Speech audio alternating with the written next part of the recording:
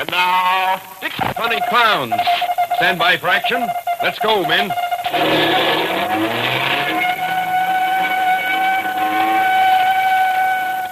Yes, it's Dick Tracy, protector of law and order.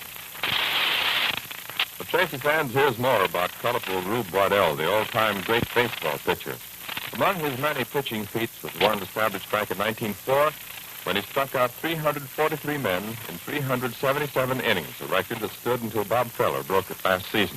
For the next year, Waddell won 27 games pitching the Philadelphia A's to an American League pennant. But Rube didn't pitch against the great Christy Mathewson of the Giants in the World Series that year because of a shoulder injury he received when he fell over a pile of luggage in a train. He was only trying to crush another player's straw hat. There was another league record set by Waddell that stood until broken by Feller, 16 strikeouts in one game set in July 1908. But there are other pitching records made by Waddell that still stand. Rube Waddell died when he was 37, his death resulting from an illness brought on by heroic action 2 years before. You see, a Kentucky river overflowed its banks, and for hours, Rube stood up to his chest in icy water, piling up sandbags to help save a town. But not until the end, Rube Waddell remained the same, colorful, kidding, and fun to be around. And now, Dick Tracy. Yesterday, Bull Hooker, elephant attendant, went to Medium Rare and told her that he had seen her monkey, Stimmy Ann, start the fire that put the whole circus in an uproar. Medium Rare agreed to pay him well for his silence. But Pat Patton had been following Bull, and when the latter left Medium Rare's tent, Pat asked him what he'd been doing there. Bull was furious and tried to beat up Pat, but he'd picked on the wrong guy because Pat knocked him kicking after a hard fight. Well, much later, long after the evening show was over, Dick and Pat saw a beautiful girl sneak into the arena, climb to the high trapeze, and perform acrobatic miracles. Right now, Flipper, the ringmaster, is just entering Medium Rare's tent. Is that you, Whipper? It is I. Come in. For once you come fairly quickly when I send for you. Can't you talk to me, Medium Rare, without making it sound like a lecture? It's good for you. Keeps you on your toes. What would you say if sometime I refused to do your dirty work? I would say very little. But what I said would be to the police. I would just tell them how you murdered my husband. But at your instigation, it was your idea. It does no matter. You were the killer.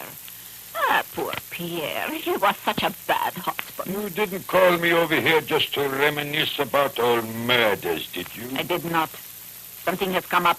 Something that I do not like. You mean they've discovered that we arranged Rosa's death? Do not be silly. No one could find out about that. Oh, then they know I put the iron bar in front of the automobile and tried to destroy those two new clowns.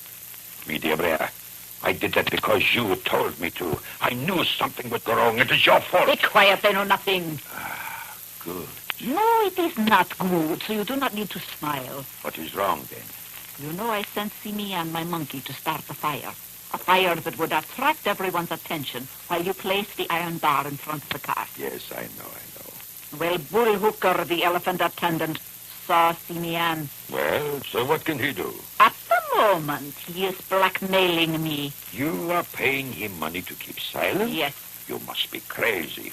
What difference does it make, even if he tells Sean Kernan that the monkey started the fire? All he will do is take the monkey away from you. That's all he will do. Do you know what Simi Ann means to me? I have trained her so that she is smarter than a human. Smarter than you, Whipper. Smarter than anyone. Oh, is it not so, Simi Ann? All right. So the chimpanzee is smarter than Einstein. What are you going to do? I am not going to pay Bull Hooker for the rest of my life. Well, it looks as if it was that or give up the monkey. Oh, you are so stupid.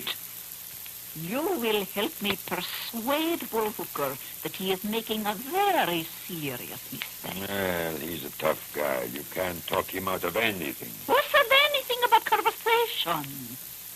You will kill him. Now, wait a minute, Medium Rare. No more murders. I have done already too many. Several more murders it must be. It is written that misfortune shall beset the circus in sets of threes. So far, there has been only one. I will not do it. You will do it. And I will go with you and Simi Ann. It will be very easy.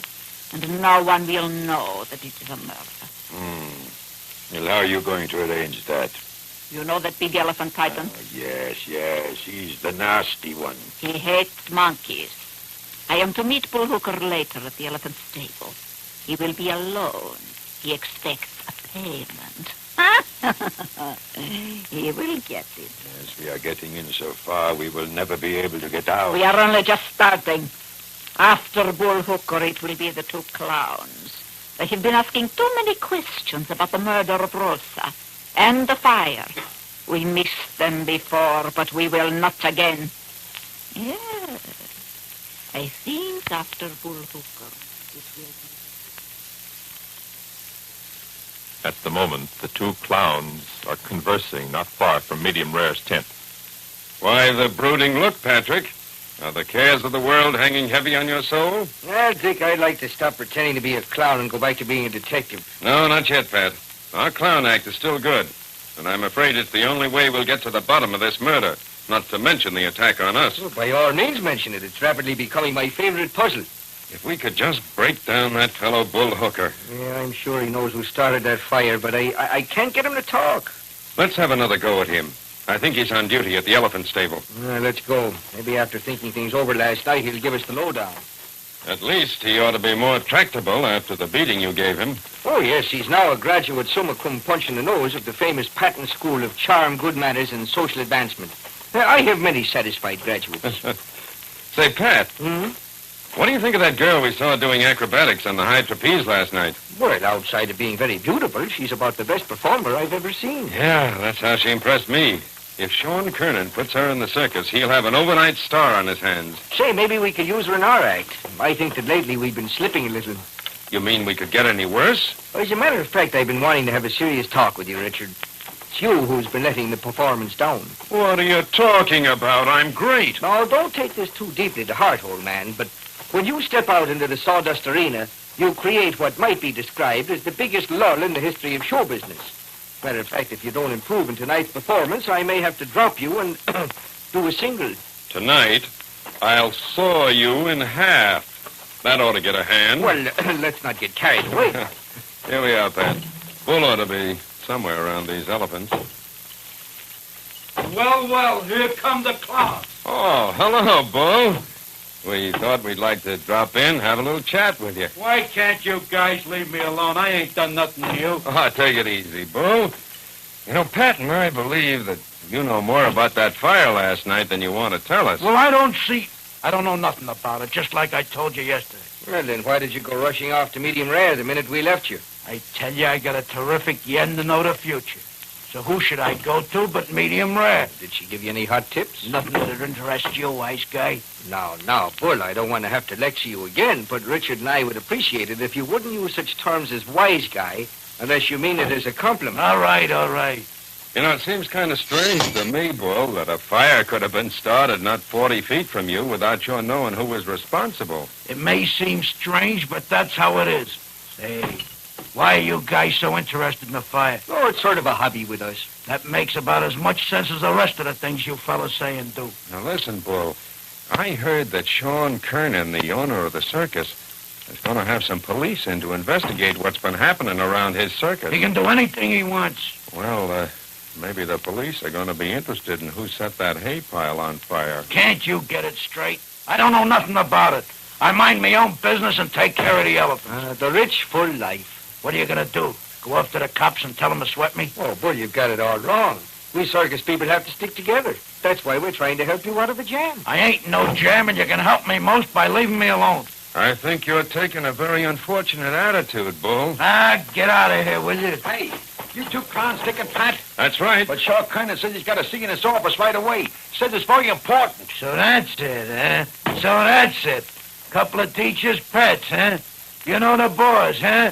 I might have known it. That's why you can get away with that lousy act of yours. Now, just a minute, Junior. If our performance is too high class for you, that's no reason That performance wouldn't get you a split week in a garage in Hoboken if you wasn't pals with the boss. Why, you know... Now, easy, Patrick. That's what's called constructive criticism. Come on, we got to see what Sean wants.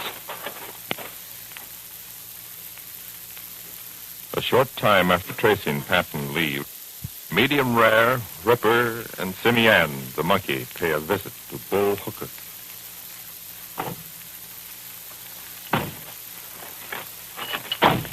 Oh, so it's you, medium rare. You got the loot? All this as I promised you. Hey, what'd you bring that monkey around for? You know she'll drive Titan crazy, and he'll start the other elephants going. Do not worry, I will keep her with me. What's Whipper doing here? Now, it is all right, Bull. I know all about your little financial arrangement with Medium Rare. Yeah? Well, I don't like it. Never mind what you like. You're being well paid. It ain't enough. They're going to send some cops around to ask a lot of questions, and I'm going to get it first. Who told you that? Them two clowns that's always hanging around. They're putting their noses in everything. What did I tell you, Weeper? They must be eliminated. You're talking pretty big. Do I get more dough? This is what you get. A gun, eh? All right, Weeper. Beat him with your whip. Beat him, beat him, beat him. Hey, you crazy? Oh, no, you don't. I'm getting back to the elephants under Titan. If you're whipping, they'll kill you. And if you come out from there, I shoot you. Come on, Simeon. Come on, darling. And to the elephant. And to the big one, Titan. Quick. Call that monkey back. He's heading straight for Titan. Get him out of here.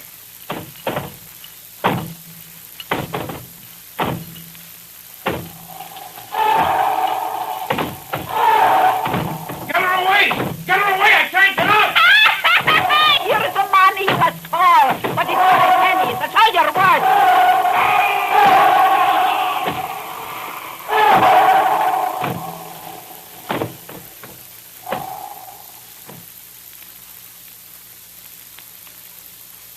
In a moment, we'll return to Dick Tracy. But first, well, Tracy fans, there are lots of jokes about lawyers, maybe one or two lawyers who are jokes. But when it comes to attorney-inspired laughter, you can't beat the Eddie Alberts Show, broadcast over most of these ABC stations every Wednesday night. The star of the show is the same Eddie Albert, whose performances on the screen have been enjoyed by millions. And Wednesday nights, you'll take the part of a friendly, earnest, and somewhat confused young lawyer in the unique town of Plainville. Unique, of course, comes from the Latin, unus meaning one and equus meaning horse, one horse. Well, anyway, Plainville is a town that can support just one law firm. Eddie has a rival, Judge Cartwright, who, by unhappy coincidence, is the father of Eddie's fiancée. You can see that attorney-at-law Eddie Albert's troubles can stem both from social and professional sources. And professionally speaking, his law practice lacks only one important detail: clients. Well, everyone in your family is sure to enjoy the minutes spent listening to Eddie Albert's adventures. And so for a hilarious comedy dealing with warm-hearted folks, tune in The Eddie Alberts Show. Remember, it's on the air tonight over most of these same ABC stations. Now, back to Dick Tracy. Say, Dick, did you hear that? Sounds like the charge of the Light Brigade. It's the elephants, Pat. Sounds as if they're going crazy. Come on, let's get back there. Medium Rare, Whipper, and the fabulous monkey Simmy Ann have struck again. Maybe Dick and Pat are up against more than they can handle. You'd better tune in tomorrow for The Adventures of Dick Tracy. Written by John Ray and Everett S. Crosby, and heard overseas through the Armed Forces Radio Service. This is George Gunn speaking. What's marriage without a father-in-law? In Willie Piper's case, it would probably be perfect bliss. Willie's the bashful, long-suffering hero of the Willie Piper Show, and his father-in-law is a domineering gent whose aim in life seems to be to keep Willie happy with his presence. When Willie found a place to live for himself and his new bride, Pop suddenly discovered that he was a lonely old man, and that meant a troublesome threesome instead of a blissful couple in the Piper household. Yes, Willie is a grocery clerk by trade, a husband by intention, and a son-in-law by circumstance. Don't miss the Willie Piper Show tomorrow night.